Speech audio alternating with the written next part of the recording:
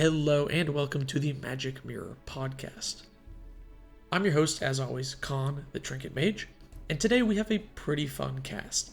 We're going to be talking about our favorite cards from 2024. There were a lot of interesting sets, so we got a couple of cool picks. And then we're also going to talk about sort of a year in review, since this is the end of the calendar year for the podcast, and talk about the podcast in general. And then finally, we'll finish off with some questions from the question zone and perhaps a update to the question zone. But before we do all that, I need to introduce my co-host, 33 Elk. Hello. And Snail is not with us today again. I know I usually just kind of joke about his whereabouts, but he's just legitimately sick. So, we're all wishing him the best, and he will be back soon. He's just not feeling very well and is resting his voice. Yeah, Snail will be back in a year. Yeah, good. Had to get at least one of those jokes in. Yeah. I guess that actually leads us into our first little news update here. We are going to be not uploading a podcast on the 31st. We're taking a bit of a holiday break. I'm traveling. Snail's sick. You're holidaying. So you already did your travel. You moved. Yeah, I did indeed move, but 1 week off isn't going to hurt. Yeah, so we're just this will be the last episode for the calendar year. So this year, there were a lot of Magic the Gathering sets. There's over 6,000 cards, including reprints. So there's a lot of cards printed this year. Yeah, we had Ravnica Remastered, Murders at Karlov Manor, Fallout, Thunder Junction, Modern Horizons 3, Assassin's Creed, Bloomburrow, and Duskmourn. And a lot of those had Commander precons as well, so there's so many cards that we could potentially talk about. Did you list Foundations as well? I forgot. Yeah, there's a lot of sets this year. And happy to hear that they were slowing down. I think Mark Rosewater said that there's 2 less products this year. Oh, man. Awesome. Yeah, 2025 will have 2 less products, which I also agree is a bit much. I think they really realized it with March of the Machines Aftermath and Innistrad Double Feature. Because those, I don't know about you, but all the game stores I saw, they were rotting on shelves. I'm telling you, there was I remember a store in near me back when I lived in San Diego. I think it was At Ease Games. They were 15% off all boxes for Magic cards. And I was like, that's awesome. And they just had 30 boxes of Aftermath and nothing else. Yeah. I did not buy a box of Aftermath. Even 15% off, it probably wasn't worth it. So yeah, I think they started to realize there was some product cannibalization. But that's enough, business mumbo jumbo for one podcast. Let's talk about more fun things. I think that less sets is going to be better for us as players. Yeah, absolutely. There's just less to keep up with. So I think it'll be great. Okay, shall we jump into our, oh, wait. Oh my goodness, I'm terrible at podcasting. We have a sponsor I have to thank. Yes. This podcast is sponsored by Card Castle, the easy way to sort your collection digitally. If you want to start sorting your collection today, you can use our link in the description and get 1 free month of premium access. Plus, it supports the podcast. Thanks to Card Castle for sponsoring us. All right, now we can get on to the main topic here. Let's talk about some of our favorite cards from 2024. And in the comments, please let us know your favorites. Do you want to start off? Absolutely. I feel like the far and away rare at uncommon card for me, just super explosive addition to one of my decks this year was Insidious Roots. Murders at Karlov Manor was this year. It was the start of the year. Insidious Roots is an enchantment at uncommon, black-green. Creature tokens you control have tap, add 1 mana of any color, and whenever 1 or more creature cards leave your graveyard, you get a plant token, which is a 0/1, and then you get to put a +1/+1 counter on each plant you control. So it's a mana engine, and it also is a win condition for my Farrakha deck, which I can never shut up about on this podcast. And this card just is insane. You can easily divide the Farrakha games into games where I do draw Insidious Roots and games where I don't draw Insidious Roots.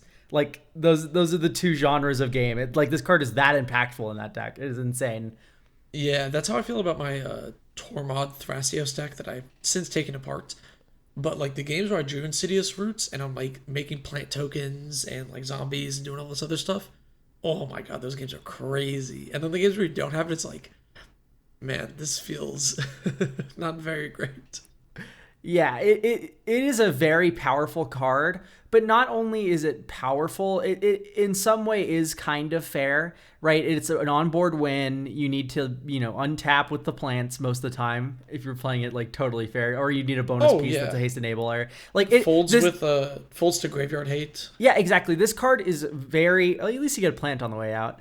Yeah. But no, this card is very it's very strong. Very incredibly powerful card, but the thing is that it's not a groan inducer most of the time, which I feel like a lot of like strong like pushed designs tend to feel like, whereas this one is pushed but you still have to like jump through some hoops, and it's powerful but for very specific kind of decks versus powerful because it's powerful, which I really appreciate in a card. My first pick is also from Murders at Karlov Manor, Snarling Gorehound. 1 black for a 1/1 dog. It has menace, and whenever another creature you control with power 2 or less enters, surveil 1. This card's so good. It's a crazy common. First off, it's like it has like a keyword on top of it, which is so unnecessary, but yeah. the important part is it doesn't say 1 or more. So if you play Snarling Gorehound and you have, I don't know, 5 tokens enter the battlefield off of like an X spell that creates X tokens, you surveil 1 5 times. Yeah, this card is similarly hilarious with Tormod and Farrakha, but not because of graveyard cards leaving the graveyard, but because this one replaces the cards that leave. Tormod makes a 2/2 zombie when a card leaves a graveyard. Insidious Roots makes an 0/1 plant. Farrakha makes a 1/1 snake. And then Snarling Gorehound says, oh, that's a creature with power 2 or less. Let's surveil you 1, and then you can surveil over another creature to munch, and then you can start from the top. It's really funny that we have like 2 synergizing cards from Murders at Karlov Manor here. Yeah, it's just such a good card. It goes in like token decks, aristocrats decks, just like any like low to the ground kind of aggressive pile. Like, it's just great. Surveil 1 is like a really good ability, and then doing that consistently, oh man, if you're just blinking things, it's so awesome. I love this card. Yeah, absolutely. All right, hit me with your number 2 pick. All right, my number 2 pick is from Outlaws of Thunder Junction. It is another uncommon. It's Forsaken Miner. It's 1 black for a 2/2 skeleton rogue. It can't block, and whenever you commit a crime, so whenever you target opponents, anything they control, or cards in their graveyard, you may pay a black mana. If you do, you return it from your graveyard to the battlefield. So, Forsaken Miner is a 1 mana 2/2, which is already like crazy. Like, what a good stats. But my favorite thing about this is that with Goblin Bombardment, it becomes a black fireball from your graveyard.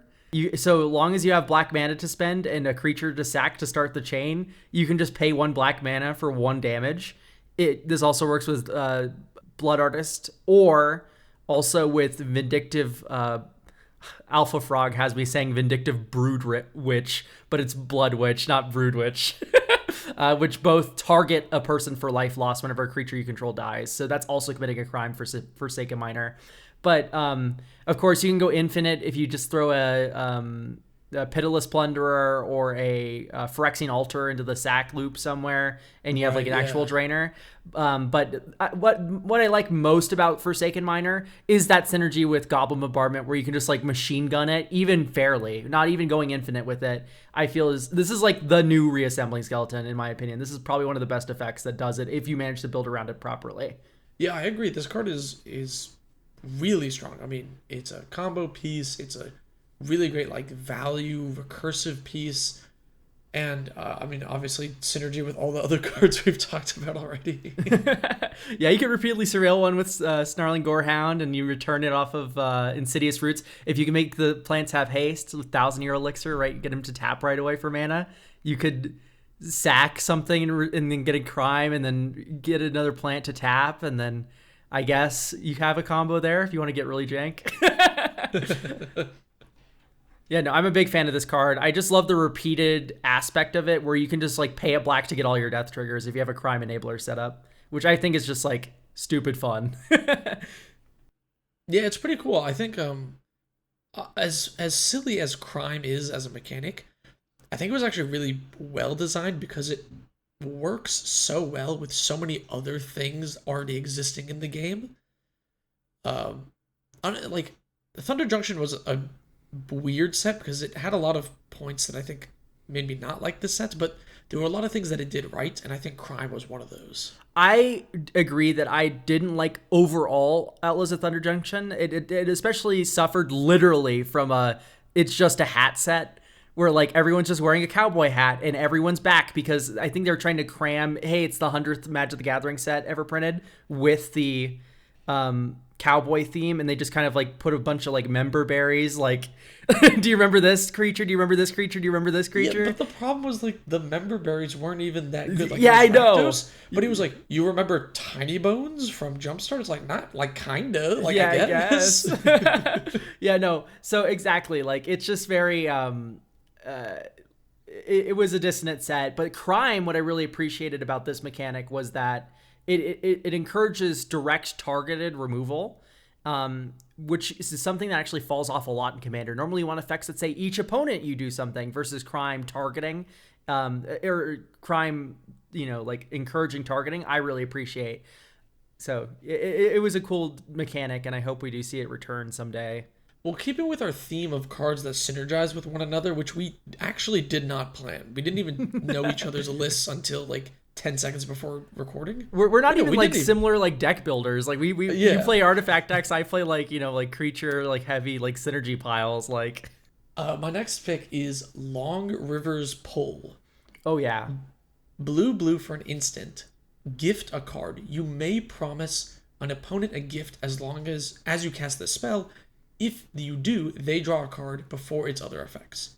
And then it's counter target creature spell, but if the gift was promised, instead counter target spell. So what I love about this is, so I have like a deep hatred for the card Arcane Denial. Yep. Long story short, I don't. If you want to know why, I think the best video on it is actually probably my guide to control decks. That's like a whole nother thing. Anyway, one thing is I hate when people say Arcane Denial is a politics card because it's not. It just isn't. Because you're always giving the cards to the player whose spell you counter. There's no deals to be broken here. This is an actual politics counterspell, and I love that. Yeah, because you don't have to gift the goodness. card to the person that you're countering. Yes, exactly. So first off, blue counter target creature is like not horrible. Like it's not amazing, but it's like fine. You're not gonna. Yeah, Essence Scatter isn't really like playable, but if it comes up, it comes up. Yeah, I mean, sometimes I counter someone's commander with it, and I don't gift the card, and it's on rate with counterspell at that point, which is fine. But then other times I'll have someone and they'll like cast a board wipe, and I can go to the look at the player who's got a huge board and say, hey, bud, if I give you a card here and counter this spell, are you going to swing all out at this person who played the board wipe? And man, if you can turn this card into blue counter a spell, kill a player, it's so good. It's so worth at that point. Yeah, no, I appreciate the design. I like that you can get a creature for free, and then also it's flexible enough to hit anything, and then you just give the card to the person in last place in the worst case scenario if you really need to counter that non-creature. So overall, I think the design's like perfectly fine. I really do like it. It doesn't really stand out in my mind as like a major card, like, ooh, wow, yeah, we got that this year. That's amazing. But like it's a staple kind of. So I can really appreciate it. If you're in a counterspell heavy deck and you need counterspell number 8, you're going to be looking at Long River's Pull like kind of like, yeah, I could run it. I would if you're in a counterspell light deck too. Honestly, I would play if you're playing 3 counterspells, I would be like, okay, counterspell itself, Long River's Pull, and if you feel like you need a third one, make a meta call between Negate and Essence Scatter, and I think you're fine. I think Long River's Pull's like politics power is pretty good. Yeah, it's just so scary, the double blue for me. Anyway, sorry, I love talking about mana. Double blue's like nothing. Like, come on, you got to be able to hit two of your colors. Oh, we're going into the arcane denial territory, but I always hate when people are like, I can't hit double blue. And it's like, why? What's wrong with your mana? I really love the first mana leak over a lot of double blue counter spells in my 2+ color decks. Mana leak is cringe. Just play Logic Knot. Logic Knot is my first like go-to counter a lot of the times too. I love Logic Knot. It depends if I'm using the graveyard or not. Anyway, we're not talking about Logic Knot this episode. Yeah, we'll talk about why 3 mana counter spells are actually just better than 2 mana counters in Casual EDH later. Different episode. Yeah, I strong disagree. But anyway, my third card, I guess, actually does fit into mana. So I guess we are talking about mana this podcast. Talon Gates of Madara from Modern Horizons 3, specifically the commander and precons. Oh man, this card is sick. I love any card that buffs crop rotation, and this is one of them. I can't wait to buy one when it gets reprinted. I managed to snag mine while it was relatively cheap because I knew this card was going to be a banger. So for those that don't know, Talon Gates of Madara is a gate. It's a land. When it enters the battlefield, up to one target creature phases out, and then you can tap it for colorless. You can pay 1 and tap it to add 1 mana of any color, so it can filter for you. Or the final ability, 4 mana, just generic. You can put it from your hand onto the battlefield and then get that ETB as well at instant speed. And you also ramp yourself. And then, of course, like I mentioned before, there's crop rotation, 1 green. You can sacrifice a land as an additional cost. You get a land from your deck into play. Talon Gates of Madara can be that land and phase up a creature at instant speed. So you can protect your own creature. If you have Merit Legion play off of a earlier lands combo, you can phase out this big monster on your side after a crop rotation. If an opponent's swinging at you, you can phase out their best creature. Those are like the 2 major modes of Talon Gates. It can even work as like to break up a combo. Like, oh, my crop rotation can now phase out your combo piece. Your Blood Artist is gone now. Anyway, moving on with my turn. Like, this is such an insane card. It's removal, protection, and a fog kind of all in one, and it's off of a land, which is just absurd. I need this for my Mina and Den list because Mina and Den lets you bounce lands to your hand. Oh, it's so cool there. Instant speed. Yeah, I just bounce it to my hand, pay 4, put it into play, phase out your thing. Like, oh, it's so good there. It's just, it's like $12 for a regular one, and like 18 for the extendo art or whatever. I just don't want to pay for it. I think I dropped like $9 on this card when it was first like printed, and it was like at its first little dip. It was like, oh man, I knew it was not going to get lower than that. This card is so powerful. I hate buying cards from Commander precons because that's when the supply is so low and the price just like jacks up so quickly, and then it's like, ugh. And as soon as it gets reprinted in like any other set, it just tanks it for the most part. I mean, Dockside didn't tank that much, but Dockside's its own card.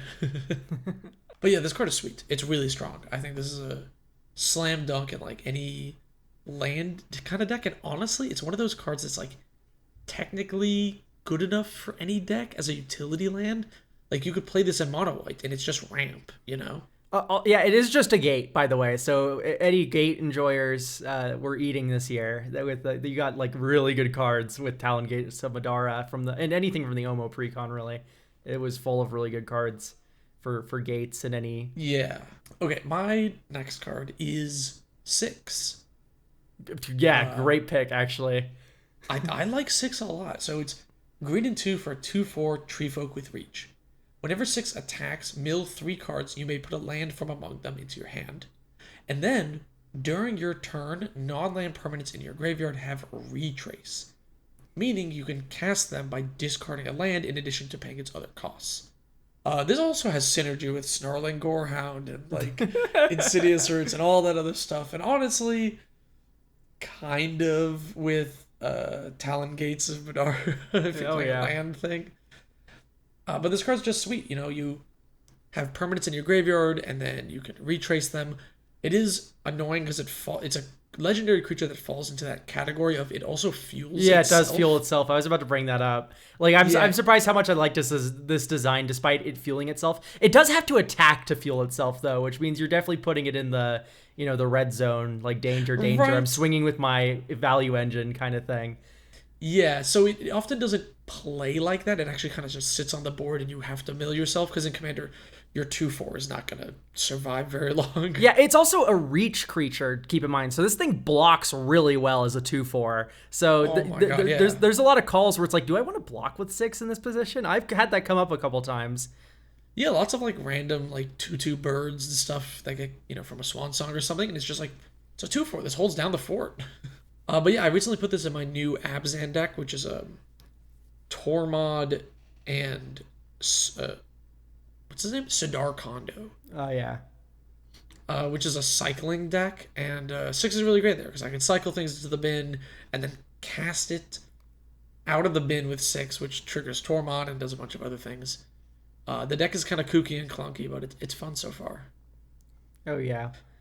I lost my first game with it on stream, actually. Someone was like attacking me for like a lot, and I said, hey, if you don't take out the Jin Kataxis player right here, right now, they're going to win the game. And he was like, I'm not so sure. And then it knocked me out, and I was like, okay, like the game's over. And then the Jin player won. Yeah, it was kind of funny. Yeah, no, you'll end up in those positions sometimes. It happens. Yeah. But yeah, 6 put in work that game. I actually got to recast some things, and it did stuff. It was cool. Oh yeah, absolutely. 6 hits really funny with things like Lotus Petal. Like, it's a bobble card too. Oh yeah, mono green bubbles. Let's go. Snail also suggested a few of his favorites, so we could roast them here in the podcast. He picked one from each of the main sets. So from Murder to Karlov Manor, Snail said Cryptic Coat was his favorite. Yeah, super cool card. Yeah, I love it. I like that you can bounce it back to your hand. I feel like, and it doesn't have like an actual equip ability. It's one of the only equipments without one. Yeah, which is very funny. Yeah, you can only keep it on the creature that's cloaked, right? But I do like a repeatable cloak engine, or like, manifest engine kind of. So it's cool. From OTJ, Snail said Aven Interrupter, which is very him because this is a flash flying, like hate bear kind of card. It's like a counterspell on a creature. It ETBs, exiles a spell, and then the spell becomes plotted, which means your opponent can cast it for free at sorcery speed on their turn, or their next turn. But spells your opponents cast from graveyards or from exile cost 2 more to cast. So they can cast it for 2 mana, essentially. on a future turn. Yeah. I really like Aven Interrupter. Sometimes you just need one more turn. and like, or if it's a board wipe, you just exile the board wipe and then kill that player with your board, and then you move along day as usual. This is a card that made into my Safari deck as well, my mono white flying deck. It's very good against counter magic because you have to cast a plotted card at sorcery speed. Oh yeah, so counter spell. Exactly. You exile their counter spell and it's basically just useless unless it has alternative modes. But for the most part, it becomes useless. Yeah, exile someone's time stop in the turn whenever you want on your turn. That'd be funny. From Modern Horizons 3, Snail picked one of my favorites, Spymaster's Vault. Yeah, absolutely. Spymaster's Vault is insane. Literally just got my copy for my Judith Aristocrats deck, and that thing draws like 12, 13 cards in a turn. Started off with a Blasphemous Act or a board wipe, and just like, oop, I'm going to play my cheap creature from my graveyard here, and then just casually draw 20. Yeah, it's so good. Basically, any deck that plays black should just play it. I have it in my Abzan list, and like, if you just surveil randomly here and there, it's like totally fine. And the card enters untapped most of the time. It's also like, I don't know, $1, $1.50 right now. It's so cheap. Like 100% pick one up. Oh yeah, it's very good. And then from Bloomborough, Snail said Darkstar Augur was his favorite. Yeah, also overall favorite for the year is this card. Yes. 2/3, 3-mana Warlock with Offspring for 1 black. And as flying, at the beginning of your upkeep, you reveal the top card of your library, put in your hand, lose life equal to its mana value. So it's a Dark Confidant with Offspring, so you can have 2 of them. Yeah, it's hilarious. Yeah, if you're in a life loss deck, it's pretty sweet. Yeah, Snail continues the role here with cool card choices. Darkstar Augur is hilarious. Just like two Bobs in one. And then from Duskborn, Snail said he really liked Unstoppable Slasher, which is like the 3-mana 2/3 death touch. If it hits a player, they lose half their life. And then if it dies, if it had no counters on it, it comes back onto the battlefield tapped with 2 stun counters on it. Yeah, this card, any life having is just amazing in Commander because there's just so many more life points you need to eat through. Yeah. Unstoppable Slasher being resilient enough where it also prevents like a little mini game where it's like, do I kill my worst creature or do I let them hit me? Is my worst creature worth half my life? Which is definitely a fun one to be presented with. It's also just really funny with Lazav the Multifarious, blue-black, and then has an ability for X to turn into a copy of a card in your graveyard. So if you make Lazav into an unblockable creature, attack, move past blockers before combat damage, turn it into a Unstoppable Slasher from your graveyard. And then you just have their life total past blockers. They don't even get the option. Very funny. Also very good with Sidar Kondo. Yeah. Also, Slasher is so annoying just as a blocker, right? They hold it up as a blocker, and it's like, okay, do I want to attack? Because you're just going to death touch kill my dude. And then it comes back. Yeah. So it doesn't matter, right? It's really good. Snail's last favorite card from Foundations was Leyline Axe. It's the 4-mana equipment that has the Leyline text, meaning if it's in your opening hand, you just put it onto the battlefield on turn 0. And then the equipped creature gets +1/+1, double strike, and trample, equipped 3. This is probably Snail's like weakest pick in my opinion. I do like it, the card. It's not bad, but also it doesn't like blow me away. It's really funny in multiples where you get multiple down. You get to play Metalwork Colossus really cheap, but that's in 60 card formats where you have the liberty to run multiple copies of a card.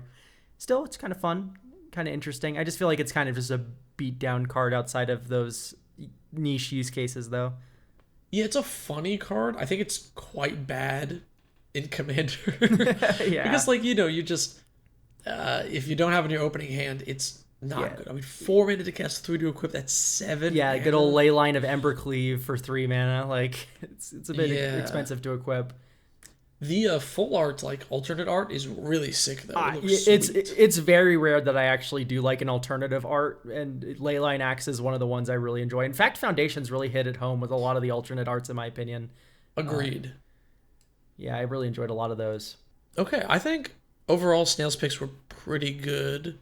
Oh yeah, I agree. I didn't expect him to say Cryptic Coat, but it is a cool card. I enjoy Cryptic Coat for Artifact Fall and for repeated cloaking, like I mentioned. There's a lot of cool cloaking decks I've seen recently come out of this year just because of how much synergy we've got for it. And Cryptic Coat always seems like a very nice engine that's a backbone of that. We have some honorable mentions to get around to, don't we? We do. We do have a few honorable mentions. So we'll spend a lot less time explaining why and just listing the cards properly, I imagine, here. So all my honorable mentions come from my patrons. I just asked what they thought. I have Stargaze from Bloomburrow, Nowhere to Run from Duskmorn, Ygra, Eater of All also for Bloomburrow, White of the Reliquary, and Elsha, Who Laughs at Fate. Yep. I also have Alesha, Who Laughs at Fate, and Nowhere to Run in my honorable mentions here. I feel like Nowhere to Run's especially cool. I just like that there's now a Ward hate ability already off of Ward getting printed. Very quickly, Nowhere to Run is a 1 in a black flash. Target creature gets -3/-3 until end of turn, and creatures you control creatures your opponents control can be targeted as though they didn't have Ward or Hexproof. Alesha brings back creatures if you attack this turn equal to or less than her power. She starts at a 2/2. She has first strike, and whenever she attacks, you can put +1/+1 counter on her.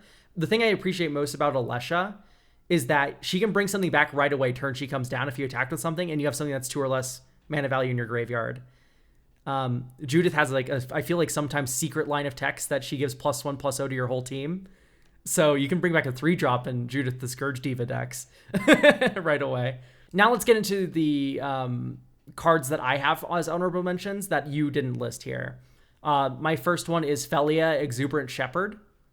1 and a white for a 2/2 flash dog, and whenever she attacks, you get to exile up to one other target non-land permanent, and at the beginning of the next end step, you return it into play under its owner's control. And if it entered under your control, you get to put a counter on Felia. Yeah, that one's cool. Everyone loves Flicker Wisp, which can flicker anything. This one does non-land, but you can flicker all sorts of cool stuff with this, like Staff of the Storyteller to untap it and make another spirit, and then to put another counter on it. Stuff like this, right? Chainsaw was a recent addition from Duskmourn, which when it enters, it does 3 damage to anything. Flicker that, you get repeated bolts to creatures. Another design hit that I have yet to find a home for, but is really cool. We also got a ton of cool Simic commanders this year. Zamone All Questioning from Duskmourn. It's a 1/1 for 3 mana, 1 green blue. At the beginning of your end step, if a land entered the battlefield under your control this turn, and you control a prime number of lands, you create Primo the Indivisible, a legendary 0/0 green and blue fractal creature token, and then you put that many +1/+1 counters on it. I love Simic taking the turn of just being funny math things instead of ramp and card draw. I think it's way more interesting. Also, if you look up this card on Skyfall, it will list like a bunch of prime numbers, which is pretty funny. Yeah. This one, and then also the one that came out in Duskmourn's Zamone Precon, as the backup commander, Kien. I forgot her exact wording, but she alternates between giving your creatures a non-creature slash. Such cool Simic designs. Okay, hang on, pause. I just realized Nadu was printed this year. Please just pretend that didn't happen, and then we can continue saying that Simic got cool designs this year. Last 3, Fireglass Mentor, black and red for a 2/1. At the beginning of your second main phase, if an opponent lost life this turn, you impulse draw for 2. You get to choose 1 to actually cast, though. Very cool card. Just incentivizes aggression in black-red and rewards you with card draw for the turn. I love lizards. This is my favorite lizard of the year, I think. Sorry, Gav.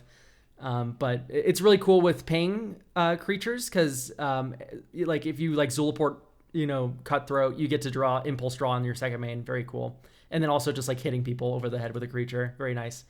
9 Lives Familiar. This is more sack fodder. Sadly, Forsaken Miner got printed this year. Otherwise, I would let this one also be in my top 3 instead.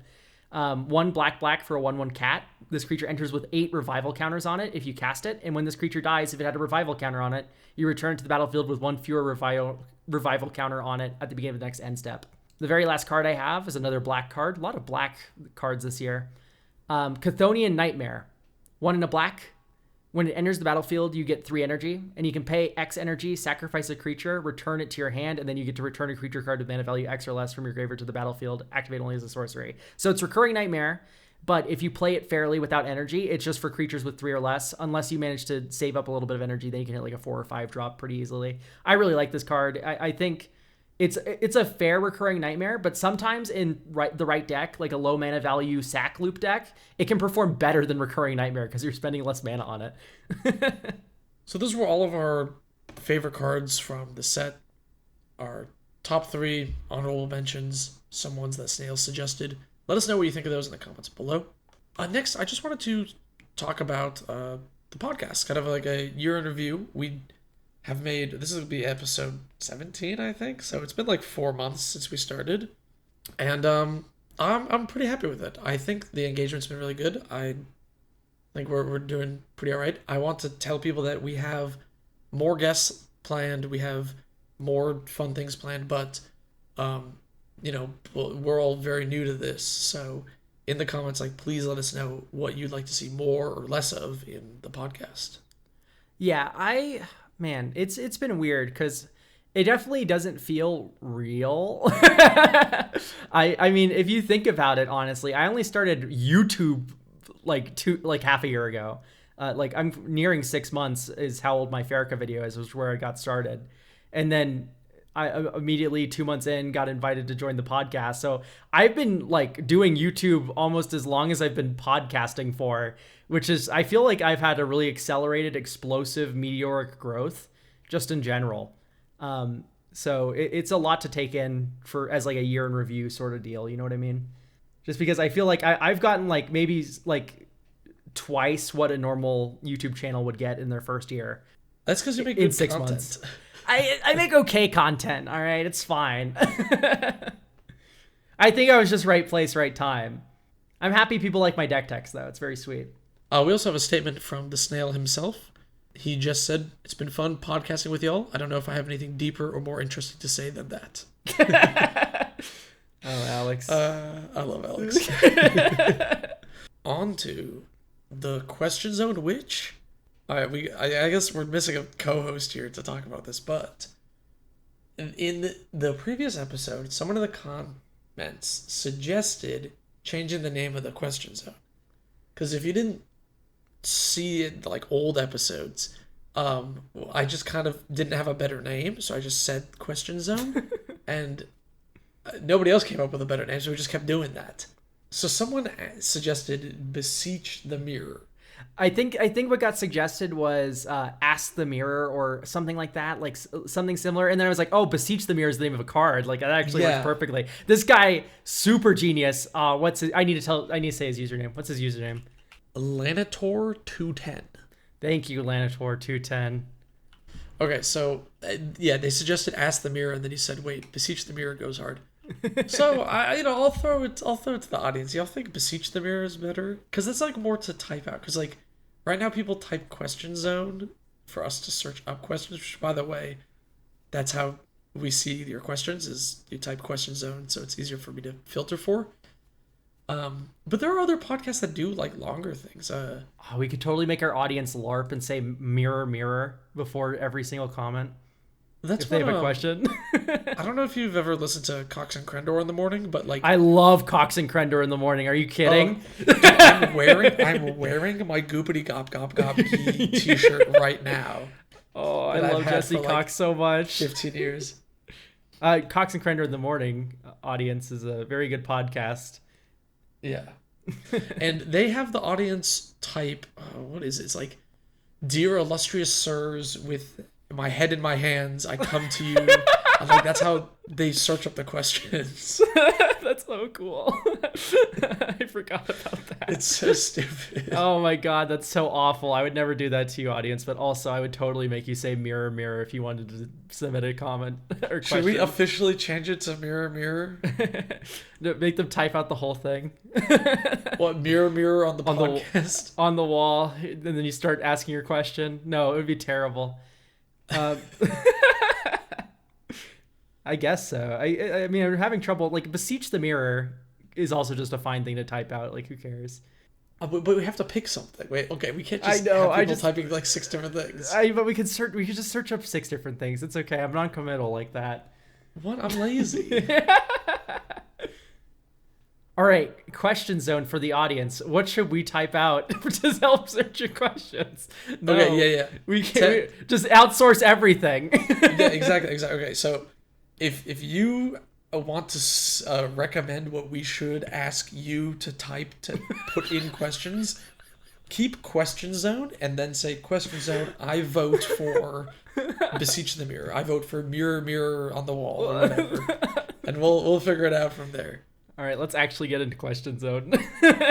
We'll announce the winner next year. Okay, question zone. Sissy Boy asks. So some of these usernames. How do I power down my decks? I don't think my decks are ridiculous by any means, but they're certainly stronger than my pods. I run 0 infinites, combos, etc. I usually just combat burn or drain as my win cons. My playgroup often plays unoptimized decks, which I cannot bring myself to build. People always compare my deck building to puzzles. That hasn't been true for me. I've tried for over a year, cannot seem to power down, make a less optimized deck. And it's frustrating because I feel like I don't win because of skill or luck. It's just because my deck is stronger. I have a great answer to this question, and that is to step away from powerful cards that are just generic. So take out your heuristic studies, take out your even like slightly more niche in your archetype. So for example, if you're playing like a storm deck, take out like probably like the best storm payoff and maybe replace it with a worse one. If you have like an aristocrats deck and you're relying a lot on Zulaport Cutthroat, right? Drains the whole table whenever a creature dies. Instead, maybe you can pivot into using a vindictive blood witch, which I mentioned earlier, which has to make you target for each life drain. So just like less efficient cards in your archetype if you are already very niche. But if you have a lot of these generic cards like Rhystic Study and etc., you could cut these cards and instead move to engines that are synergistic with your deck and focus on the synergy aspect versus the actual, like, I just need a card draw spell, I'm going to put Rhystic Study in my deck. Instead, I need a card draw spell, let me put Archmage Emeritus into my spells deck, stuff like this instead. Also, cutting interaction helps make your deck a lot worse. Trust me.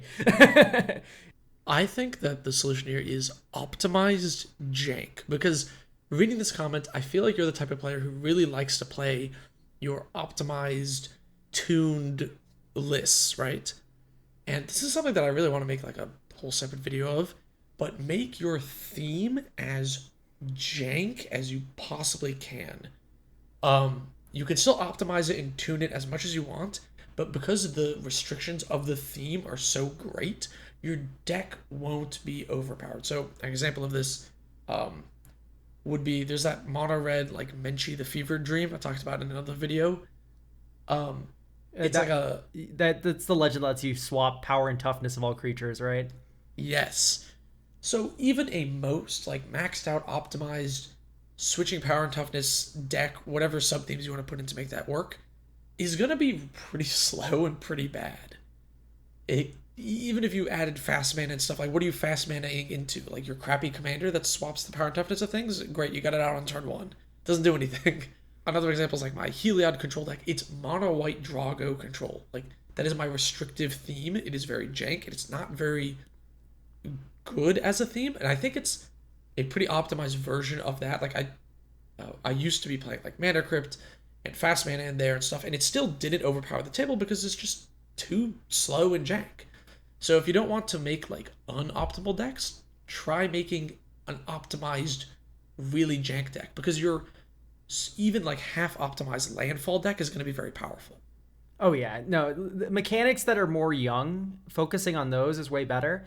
And then also just like if you're already running a bunch of decks that are like a sort of identifiable like long running archetype like aristocrats like Burn, maybe just like looking at what your enablers are and how you normally win the game and then cutting those cards for new ones that you're unfamiliar with is a good like first step into like teasing out like how can I make this deck less powerful but still just as fun.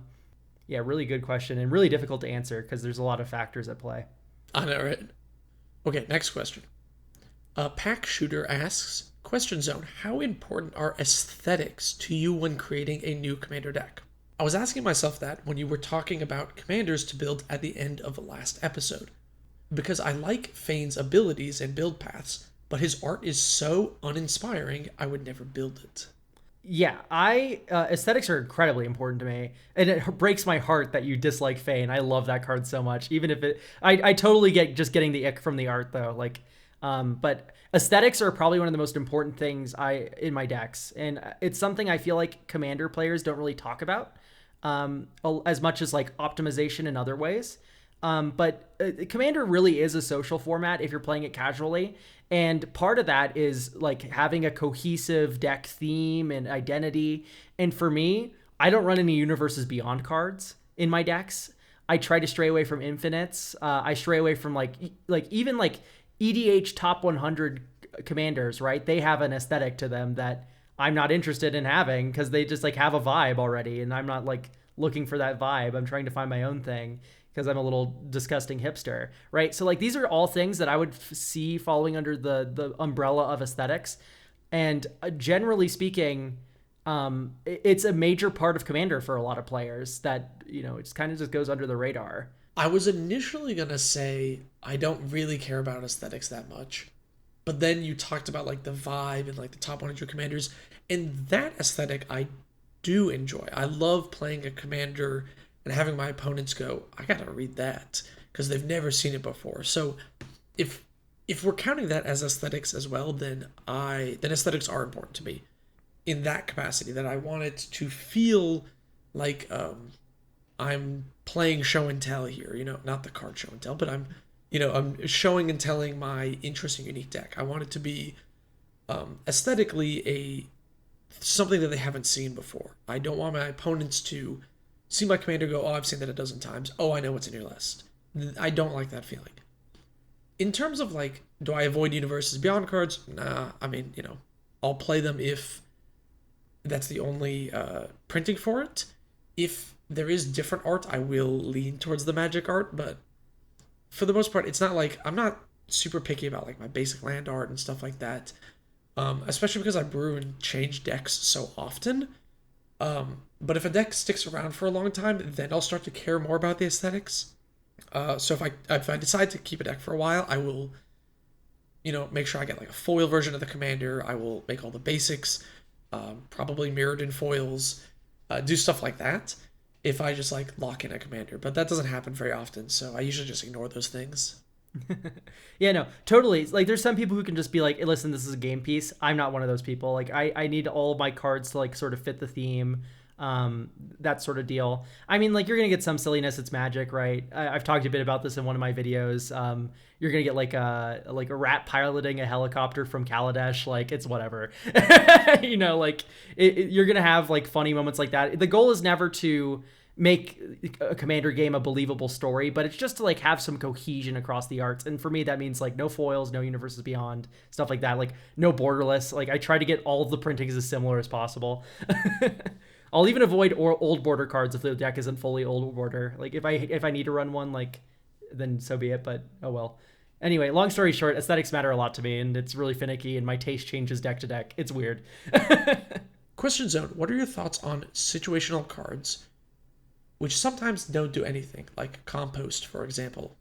So I do not play these at all. It feels like I don't have any cards that have like so Compost, for instance, is 2 in a green, or is it 1 in a green?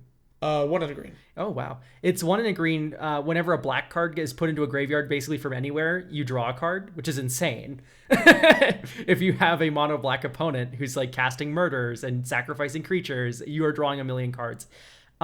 If I have like a painter's servant or like something like this, then I'll consider these cards like things that change the color or things that make them like active. Or if it's like a little like piece of the puzzle, like I run Yawgmoth in one of my decks. It's protection from humans. People forget about that one when they attack me. But it's not the reason why I'm running Yawgmoth per se, right? So the answer is no, I don't really end up playing color hosers all too frequently unless the color hosing part of it or the niche archetype hosing part of it is just inbuilt to an already good card. They feel too clunky for me. I also almost never play these cards.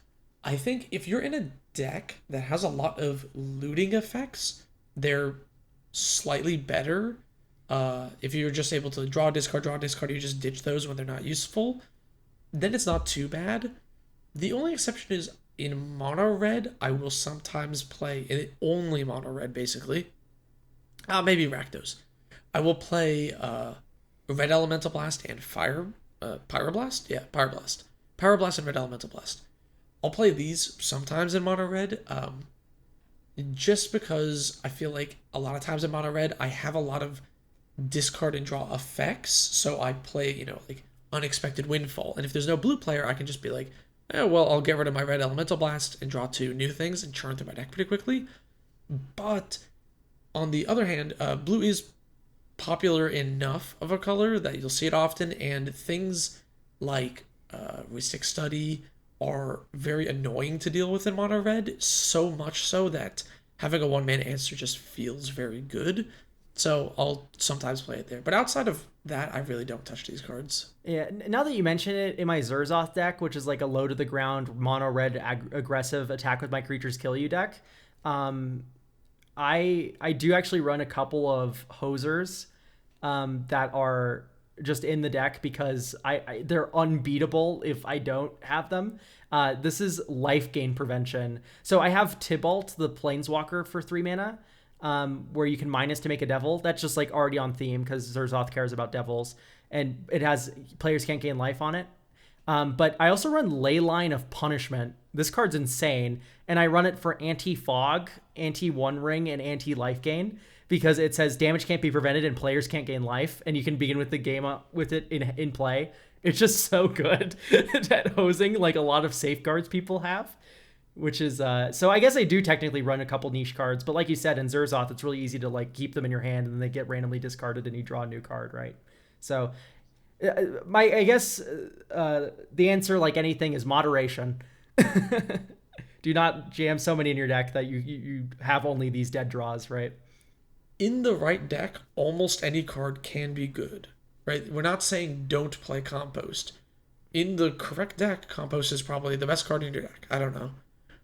But, like, you have to know that that's the correct one. So in a random list, I'm not playing these for value. Oh, yeah, absolutely. Putting a card in your deck is a cost, right? This is why, Mem Knight is 0 mana and doesn't own the format, right? Like, a card in a deck slot is a cost. Just keep that in mind when you run these cards that can be potentially be dead. Last question comes from Bread Power. Question Zone. How do you deal with the anxiety of playing outside of an established playgroup? I have trouble going up to people I don't know and asking if they're looking for a fourth, or going to an LGS without a friend. Okay, so this is just like regular social anxiety. Okay, listen, everyone here is here to play Commander. So you're not, if anything, you're out of place by not asking to play Commander, just standing in the corner. People are here to play the game. So ask people to play the game. It's not that big of a deal. As for like nervousness, I get that sometimes. For me, I really just like really get put off by aggression. I feel like anyone is, but especially me, I get really repulsed if there's someone who gets like genuinely angry over a Commander game. It's actually something that like I can like feel some like anxiety from like in the moment.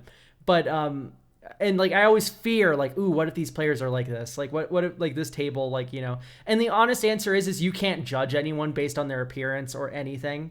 Just because this guy is like, in his like 50s, he's not like a grizzled MTG boomer. Like he's just here to show up with, his son's here. He wants to play some Magic. Awesome, right? Like you can't make surface level judgments. People are here to have fun. People are here to play a game. Take a deep breath.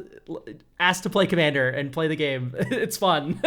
Most people aren't assholes. Yeah, this is kind of the worst they can say is no sort of thing. Like, oh no, we're waiting for our buddy who's gonna be the fourth, And then you go, okie dokie, and, you move on, and I promise you they're not going to be like, I hate that dude. Like, it's just a normal interaction for them. And then I absolutely peaked my mic there laughing. That's like so funny to think about. My friends and I do this all the time. Whenever somebody leaves the room, like if we're at a get together, it's just like, damn, hate that guy. But like charisma is a muscle, and you have to work out a muscle to get better at or make it bigger or whatever, right? Yeah, charisma is also a 3-mana enchantment for triple blue. And whenever the creature deals damage, you get to steal a creature that was dealt damage that way. It's pretty cool. But you have to the first time you do it, it will be the hardest time, and then the second time you do it, it'll be the second hardest time, and then it'll be easier and easier the more you just ask. And eventually, at your local game store, you might even run into the same person, which makes it even easier. Yeah, exactly. You've already played a game with them. Yeah, if you're like, if it's like a new game store situation where it's like, oh, there's a bunch of people I don't know, I don't want to talk to any of them, I'm scared. Once you've made one or two connections, it's way easier to just like, oh, hi, I remember you from last time. Like you have an in at that point, right? So it's just getting your foot in the door. That is true.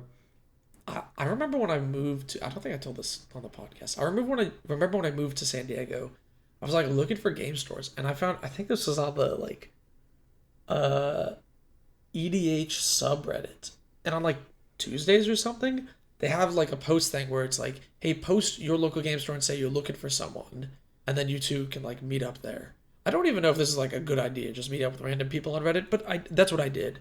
And that was actually the first local game store I went to after I moved.